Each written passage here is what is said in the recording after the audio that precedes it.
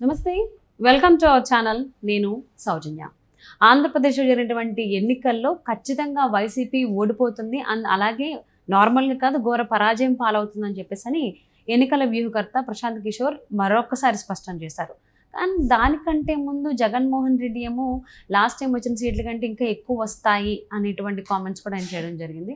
అందుకని మరొకసారి రీసెంట్గా ఇచ్చినటువంటి ఒక ఇంటర్వ్యూలో ప్రశాంత్ కిషోర్ మరొకసారి దీన్ని స్పష్టం చేశారు.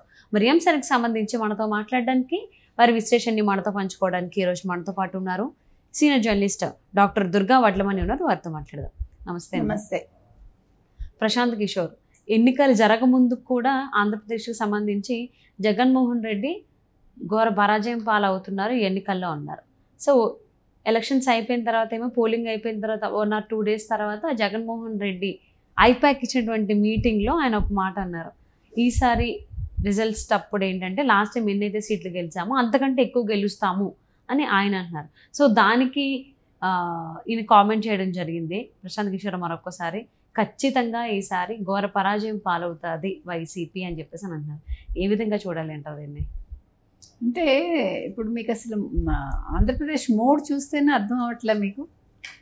అసలు ఎక్కడైనా అధికార పార్టీకి చెందిన మంత్రులు కానీ ఎవరిదైనా వాయిస్ వినిపిస్తుందా? అసలు ఎవరైనా ఎక్కడైనా కనిపిస్తున్నారా మనకి? మొత్తం ఫైర్ బ్రాండ్స్ అందరూ ఇప్పుడు మౌనముద్రలోకి వెళ్ళిపోయారు. కొంతమంది అమెరికా వెళ్ళారు, కొంతమంది ఊటీ వెళ్ళారట, కొంతమంది ఇంట్లో ఉన్నారు. నిన్న అనుకుంటా రాంబాబు గారు ఆయన అన్నారు, నేను బాగా మంచి మెజారిటీతో నెగ్గుతాను అని. కానీ మొహంలో కళాకాంతిగాను నవ్వుతుళ్ళు ఏమీ లేదు, ఏదో చెప్పాలి కాబట్టి అన్నట్టుగా చెప్పారు. సో ప్రశాంత్ కిషోర్ ఇది ఎప్పుడు కూడా తప్పుతుందని మనం అనుకోక్కర్లేదు. బికాజ్ ఆయన 10 ఏళ్ళుగా చూస్తున్నాడు రాజకీయాలు. అంతకుముందు ఖచ్చితంగా జగన్మోహన్ రెడ్డిని గెలిపించిన వ్యక్తి ఈరోజు ఆయన ఓడిపోతారు అని చెప్తున్నారంటే అందులో నిజమే ఉంటుంది మనకి. ఎందుకంటే ఆయన ఇటీవలే మీరు చెప్పినట్టుగా ఒక ఇంటర్వ్యూలో చెప్పారు, ఎలా ఇది జగన్మోహన్ రెడ్డికి నేను 1.5 year క్రితమే చెప్పాను మీకు ఘోర పరాజయం వస్తుంది అంటే, లేదు 155 వస్తాయని ఆయన చెప్పారు, నేను 55 వస్తాయని చెప్పాను అన్నారు. అది అయ్యాక ఈయన ఐపాక్ సభకి వెళ్ళను అనుకున్న ఆయన ప్రశాంత్ కిషోర్కి ఆన్సర్ ఇవ్వడం కోసమే జగన్మోహన్ రెడ్డి అక్కడికి వెళ్ళి ప్రశాంత్ కిషోర్ పేరు తీయకుండానే ప్రశాంత్ కిషోర్ని ఆయన ఇండైరెక్ట్గా ఇది చేసి మనం నెగ్గుతున్నాము, వై నాట్ 175 కాస్త వై నాట్ 155 అన్నట్టు మాట్లాడాడు. అయితే 2 రోజుల క్రితం అంటే నిన్ననో మొన్ననో ఇంకొకళ్ళకి ఒక లేడీ ఇంకొక విమెన్ జర్నలిస్ట్కి ఆయన ఇంటర్వ్యూ ఇస్తూ ఇంటర్వ్యూలో ఖచ్చితంగా చెప్పాడు ఆయన బర్కాదత్కి, ఎందుకు పేరు నాకు తీయటం ఇష్టం లేక, ఒక విమెన్ జర్నలిస్ట్కి ఇచ్చిన ఇంటర్వ్యూలో ఆయన జగన్మోహన్ రెడ్డి ఘోర పరాజయం పాలవుతారు అని చెప్పాడు. అంటే ఆవిడ అడిగింది ఏంటి ఆంధ్రప్రదేశ్ పరిస్థితి అని. బికాజ్ ఆవిడ ప్రత్యేకంగా అడగటానికి ఈసారి ఆంధ్రప్రదేశ్ అన్ని రకాలుగా కూడా ప్రత్యేకంగా ఉంది కాబట్టి, అందరి దృష్టి ఈసారి ఆంధ్రప్రదేశ్ మీద ఉంది కాబట్టి ఆవిడ అడుగు ఉండొచ్చు.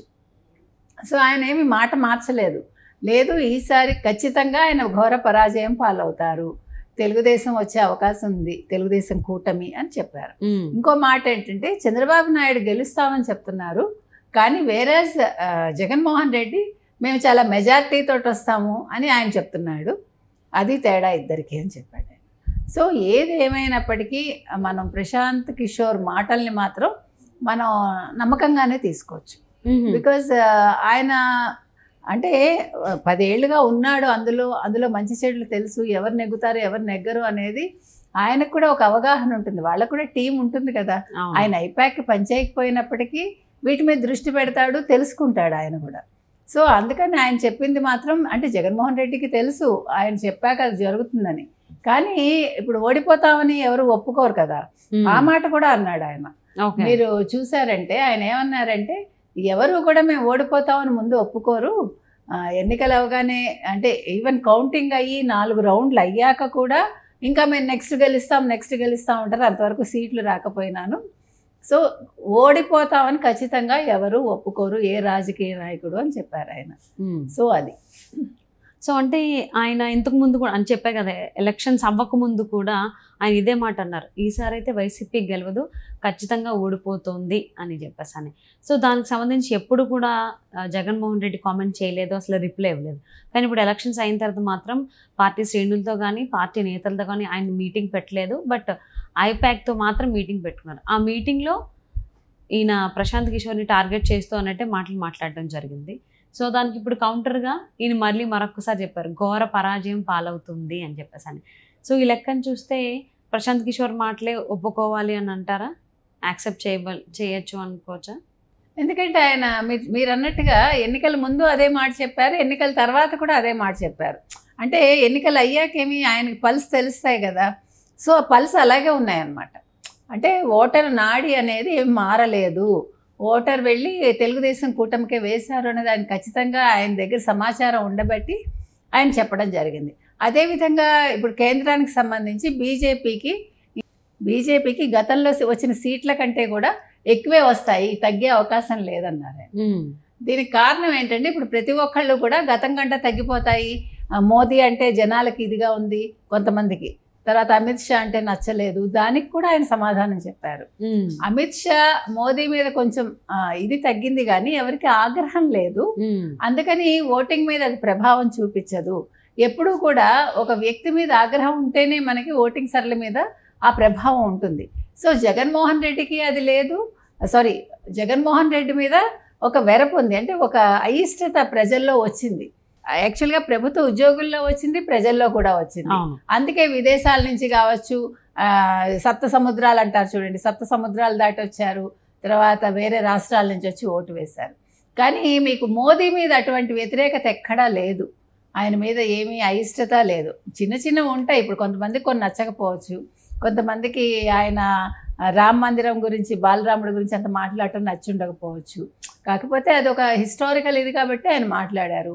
సో ఎవరి ఇష్యూస్ వాళ్ళకు ఉంటాయి. ఏదేమైనా ఖచ్చితంగా తెలుగుదేశం కూటమికి మంచి మెజారిటీ వస్తుందని ఆయన చెప్పారు. అదేవిధంగా మోదీ అండ్ అమిత్ షా మీద మాత్రం ఆగ్రహం లేదు ప్రజలకి. కాబట్టి బీజేపీ చాలా ఎక్కువ సీట్లు తెచ్చుకుంటుంది, గణనీయంగా సంఖ్య పెరుగుతుంది. కాబట్టి కేంద్రంలో మోదీ ప్రభుత్వం వస్తుంది, ఆంధ్రప్రదేశ్ రాష్ట్రంలో ఖచ్చితంగా తెలుగుదేశం కూటమి చంద్రబాబు నాయుడే సీఎం అవుతారు అన్నట్టుగా ఆయన చెప్పడం జరిగింది. సో అందులోనూ మీరు ఇంతకుముందు అన్నారు కదా 10 సంవత్సరాలు ఆయన ఈ ఎన్నికలకు సంబంధించిన దాంట్లో వర్క్ చేశారు. సో ఇంతకుముందు ఈయన జగన్మోహన్ రెడ్డికి ఆయన అంటే 2019 ఎన్నికలకు సంబంధించి ఈయన ఐపాక్ టీమ్ లీడ్గా ఉంటూ లీడ్ చేయడం జరిగింది. ఇప్పుడైతే బయటకు వచ్చేసారు. సో కాబట్టి దగ్గర నుంచి చూశారు కాబట్టి జగన్మోహన్ రెడ్డిని, ఆంధ్ర ప్రజల్ని, వాళ్ళ పల్స్ ఎలా ఉంది ఏంటని చెప్పి తెలుసు కాబట్టి ఈ రకంగా ఘంటాపథంగా మరొకసారి నొక్కి చెప్పారని చెప్పి అనుకోవచ్చా? ఖచ్చితంగా. ఎందుకంటే ఆయన మోదీకి కూడా గతంలో పనిచేశారు, మీకు గుర్తుంటే మోదీకి కూడా పనిచేశారు. కరణ్ థాపర్ చేత ఆయనకి శిక్షణ ఇప్పించారు, అంటే ఎట్లా ప్రెస్ని ఎట్లా ఫేస్ చేయాలి, ఇంటర్వ్యూస్ ఎట్లా ఇవ్వాలి. సో ఆ రకంగా కరణ్ థాపర్ కూడా వారికి అంటే శిక్షణ ఇచ్చినట్టు మనకు తెలుసు. అందుకని ఇప్పుడు అటు మోదీ గురించి ఆయనకి అన్నీ తెలుసు, వివరంగా తెలుసు, ఎందుకంటే లోతుపాతులు తెలుసు. అదేవిధంగా జగన్మోహన్ రెడ్డి గురించి కూడా ఆయనకు తెలుసు. కాబట్టి ఆయన ఇప్పుడు ప్రజల నాడి భారతదేశంలో ఎలా ఉంది, ఆంధ్రప్రదేశ్ రాష్ట్రంలో ఎలా ఉంది, ఆ రెండు బేరీస్ వేశాకే అని చెప్పారు. అక్కడ ఖచ్చితంగా మోదీ వస్తారని చెప్పగలిగారు ఆయన, ఇక్కడ ఖచ్చితంగా జగన్మోహన్ రెడ్డి రారు అని చెప్పడం జరిగింది. సో అది విషయం. మరి ఎన్నికల వ్యూహకర్త ప్రశాంత్ కిషోర్ మరొక్కసారి చెప్పారు, జగన్మోహన్ రెడ్డి వైఎస్ఆర్సీపీ ప్రభుత్వం ఘోర పరాజయం పాలవుతుంది అని. సో మరి చూద్దామండి, వైసీపీ అధ్యక్షులు జగన్మోహన్ రెడ్డి అయితే అది ఆ మాట యాక్సెప్ట్ చేయలేదు.